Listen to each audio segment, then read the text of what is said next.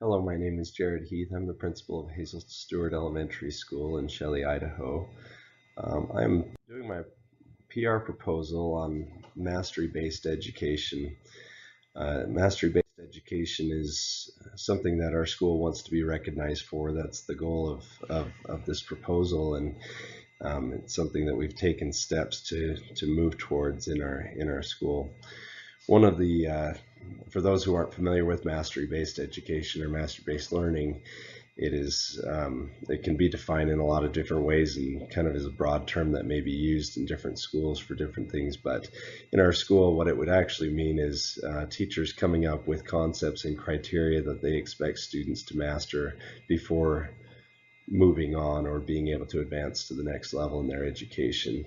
And the idea behind it is if a kid's not quite there yet or has not mastered certain concepts, the teacher doesn't give up on them, or they continue to work on those skills and concepts until they've mastered them before they move on.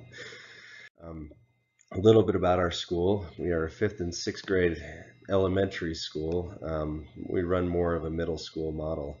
Our kids coming into the school out of 4th grade are used to being in a homeroom classroom all day long, and so transitioning into a middle school type model can be a little bit rough for them, and so our teachers do a good job of guiding them through that process.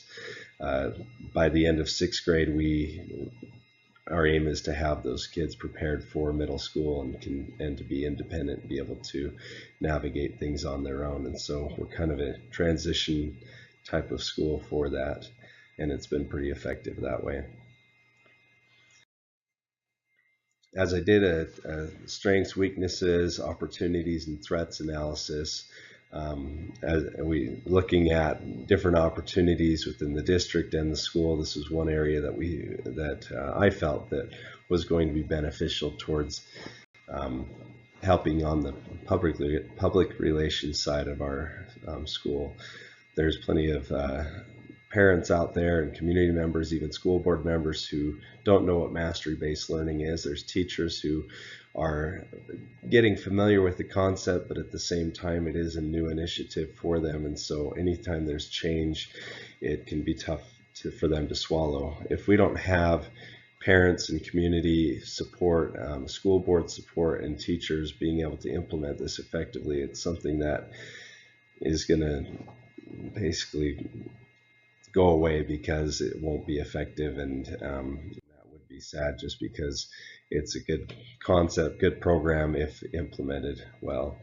One of the challenges we see in education over the years or in our school is the fact that education is constantly evolving. More information out there, different skill sets required of kids that are graduating high school and things. In our school in particular, traditional grading practices have become ineffective. What people view as an A, B, C, D, F, all those things can be subjective. A B student can mean all sorts of things, whether it means they get a lot of work done or they are just quiet in class or things, and that was one area that we've really identified a need and are making a push towards this mastery-based, which would include a standards-based grading system. The need for more individualized learning. We know that kids learn at all different levels, and so being able to adapt and accommodate that and find out where the kids are at and help them at their level. We've seen that there's more opportunities needed for students or to be able to provide education for them at their level. And this includes a shift from a focus on teaching to a focus on learning. When teachers are more focused on the kids, what they're learning and how they're learning, and that they are actually learning the concepts, it's not so much the mindset of, well, I did the teaching and it was your job to pay attention and listen, and if you didn't do it, oh well, too bad. And that's not the mindset that we have at our school, and so changing our practices to match that is important.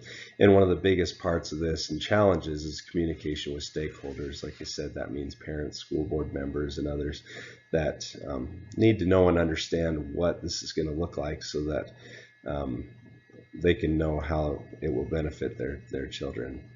Change is always tough, and this is a break from tradition, and most people have not been exposed to something like this before.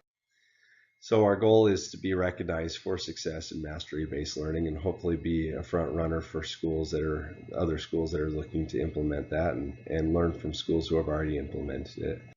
Our target audiences, as I mentioned, are parents. If we don't have their support, then it's pretty easy to let this go and move back into a traditional way of doing things.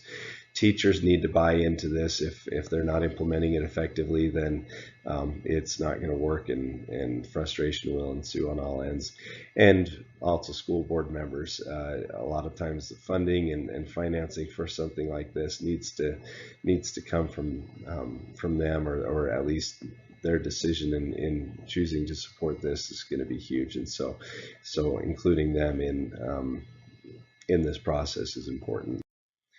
Our first objective to meet that goal is to communicate to community members the shift to mastery-based learning by the start of next school year, so they're prepared for the change. And that's the upcoming year.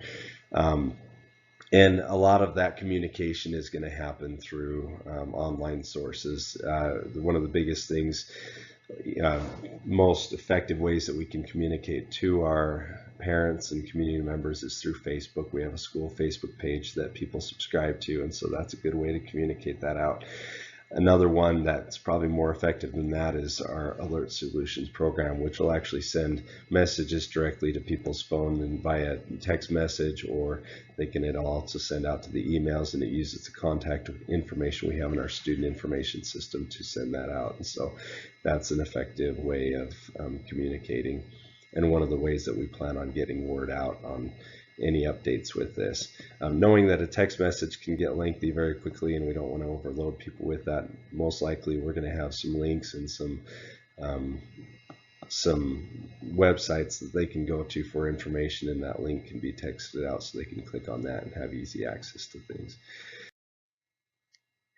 As far as the second objective, our goal is to provide continued mastery-based training and supplement coaching supports to current teachers. A lot of times the teachers need to know the information that will help them implement this best. If they're not coming in well prepared, there's a lot of frustration that's going to come. They're going to feel like they're just trying to wing it, or don't have the support they need. So from a PR standpoint, teachers can be one of our most effective communication tools. So providing some training for teachers on how to communicate the effectiveness of this program and help parents understand and come on board with it. This training would include getting nearby schools or people from neighboring areas to share the effectiveness that they've seen in their schools with it. Also, to discuss anticipated concerns. A lot of times if there's parents that are concerned with things, the first person they're going to go to is the teacher, and if the teacher doesn't know the answer, it's going to be hard for them to work through that. And creating a flyer for parents is always helpful. The goal there is to have something available for back to school night, which happens the week after school starts, so parents can know what to expect, especially when there's change in grading practices. How are the grades be communicated out? What does a scale 1 to 4 look like? Is 1 the highest, 4 the highest, or something? And so if they're being graded on that, what does that mean to the parents and for the students? And our third objective is to increase student performance in reading and math on the ISAT. That's part of, the whole basis for this is to enhance student learning. And the ISATs are a universal measure that all stakeholders often look at and pay attention to. And if we can show on the ISAT that our students are increasing and that their performance has improved, that's a great way to measure the effectiveness of this. And so one of the, part of the strategies on there is compare ISAT scores and communicate those scores to our stakeholders. Our execution timeline, we are looking at, there's a little bit just giving teachers a heads up that this is something that's going to be coming for the upcoming school year. So June 10th, making sure that teachers are aware of the training dates that are coming up at the end of the summer and being ready for that. Most everything else is going to happen from the 1st of August to the start of school, which is about the 22nd of August. And that's doing the trainings, getting materials ready, making the copies and everything, posting information online for people, and that can involve teachers, the principal is going to be heavily involved in that, and then also secretaries being able to assist in those areas. Our budget is, I kind of looked at it two different ways, because when you calculate man hours and the time spent and hourly wages for that time spent, it can look quite expensive. Luckily, most of the cost of this, and most of this is hours put in by teachers, secretaries, administration, and these can be done during contracted hours or in-service time and things. So really, I put a gross cost of about $2,400 if you're counting all those hours, but with the fact that the school district is already paying them for that, and it should be time that they should have available to contribute towards that. Really, the additional cost is going to be bringing trainers in, and the cost of making copies and a few other things. So really, bottom line cost for the district is going to be $545 more than what their typical salaries and benefits would be for the school year. Um, as far as how we evaluate this, there's a couple things. The performance evaluations are going to be based on, did we complete the tasks or did we not complete the tasks? And those are the strategies, come with different activities, and can be looked at based on the schedule that they do. The performance evaluation, we're trying to measure our assignments, are things completed on schedule, are they on target, are they on budget, and have they been done, period. And so those are pretty easy to measure as we go.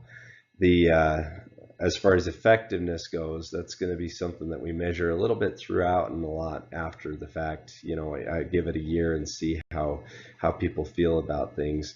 And I think the easiest way to do this is through surveys. If we can compile some data by surveys given to parents and board members, a second objective, given surveys to the teachers to see how they felt about everything and what we can improve. And the third objective, it would be measured by actually looking at the ISAT scores and seeing where everyone is at. And so that's really how we can measure the effectiveness of the program and of this marketing technique. So, but we're going to try it out and see how it goes. So thank you for your participation in this.